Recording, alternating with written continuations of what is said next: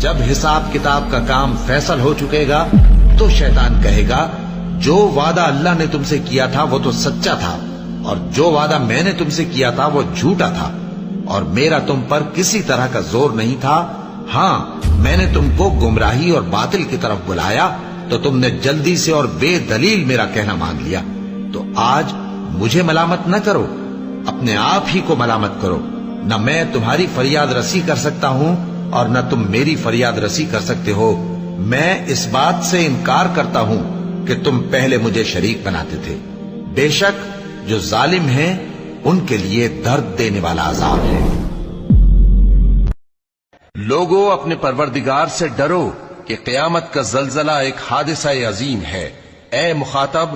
جس دن تو اس کو دیکھے گا اس دن یہ حال ہوگا کہ تمام دودھ پلانے والی عورتیں اپنے بچوں کو بھول جائیں گی اور تمام حمل والیوں کے حمل گر پڑیں گے، اور لوگ تجھ کو مدہوش نظر آئیں گے، حالانکہ وہ مدہوش نہیں ہوں گے بلکہ عذاب دیکھ کر مدہوش ہو رہے ہوں گے۔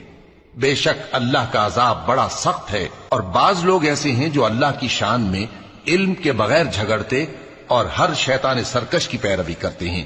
جس کے بارے میں لکھ دیا گیا ہے کہ جو اسے دوست رکھے گا تو وہ اس کو گمراہ کر دے گا اور دوزخ کے عذاب کا رستہ دکھائے گا۔ جس شخص کے دل کو ہم نے اپنی یاد سے غافل کر دیا ہے اور وہ اپنی خواہش کی پیروی کرتا ہے اور اس کا کام حد سے بڑھ گیا ہے، اس کا کہا نہ ماننا، اور کہہ دو کہ لوگوں یہ قرآن تمہارے پروردگار کی طرف سے برحق ہے، تو جو چاہے ایمان لائے اور جو چاہے کافر رہے،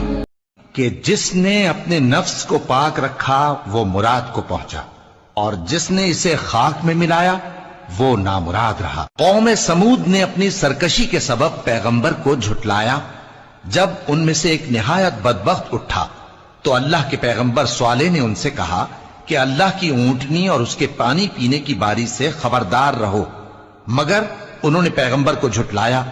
پھر اونٹنی کو مار ڈالا تو ان کے رب نے ان کے گناہ کے سبب ان کو نیست و نابود کر دیا، پھر سب کو برابر کر دیا۔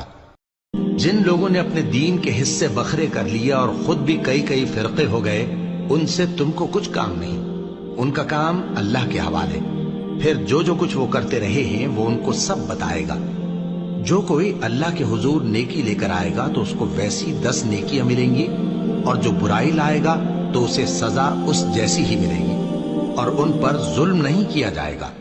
اے ایمان والو، نہ تو اللہ اور رسول سے خیانت کرو اور نہ اپنی امانتوں میں خیانت کرو، اور تم ان باتوں کو جانتے ہو، اور جان رکھو کہ تمہارا مال اور اولاد بڑی آزمائش ہے، اور یہ کہ اللہ کے پاس نیکیوں کا بڑا ثواب ہے۔ مومنو، اگر تم اللہ سے ڈرو گے تو وہ تمہارے لیے حق و باطل کا فرق ظاہر کر دے گا اور تمہارے گناہ مٹا دے گا اور تمہیں بخش دے گا، اور اللہ بڑے فضل والا ہے۔ اور اس وقت کو یاد کرو جب کافر لوگ تمہارے بارے میں چال چل رہے تھے کہ تم کو قید کر دیں یا جان سے مار دیں یا وطن سے نکال دیں،